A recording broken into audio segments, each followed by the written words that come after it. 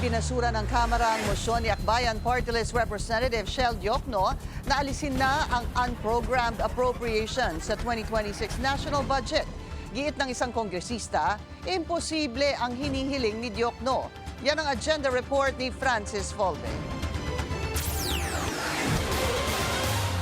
Hindi kontento si Akbayan Party List Representative Shell Diokno sa ginawang pagtapyas ng subcommittee ng House Appropriations Panel sa unprogrammed appropriations sa ilalim ng panukalang 2026 national budget. Sinabi ni Diokno na nasa 40 billion pesos lang sa kabuuang 250 billion ang inalis.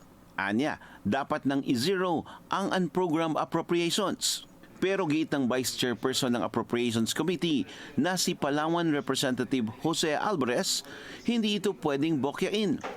Kaya ang ginawa ng Kamara ay alisin ang contentious issues tulad ng pagpopondo sa mga flood control project. Mayroon tayong mga commitment doon sa ating mga foreign-funded projects. May commitment yun. At this point, hindi pa alam ng palasyo kung magkano yun, kaya nakalagay sa ang program. Ang program naman, funded lang yon pag may extra funding eh. So, let's keep it at that. Basta wala ng senador, walang congressman ang pwede mag-access doon. Paggamit lamang yon ng palasyo para sa foreign-funded projects at saka sa mga calamities. Katulad, may lindol na naman sa Mindanao ngayon. Napakalakas, 7.5. Eh, paano yun? Di ba?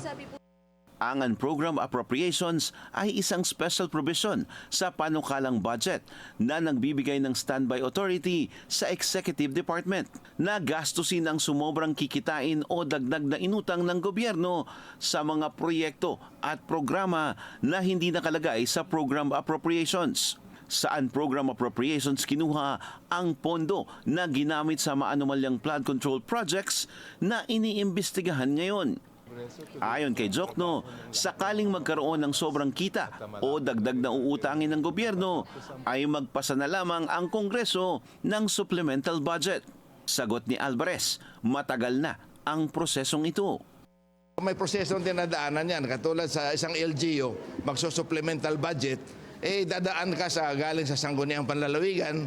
So kung ang palasyo mag-supplemental, dadaan ulit sa Kongreso yun. Para kang budget 101, step number 1. Ganun po. Nauna na rin sinabi ng Malacanang na hindi maaaring alisin ang unprogrammed appropriations dahil kailangan ito for emergencies and unforeseen expenses. Para sa agenda, Francis Volpe, Billionario News Channel.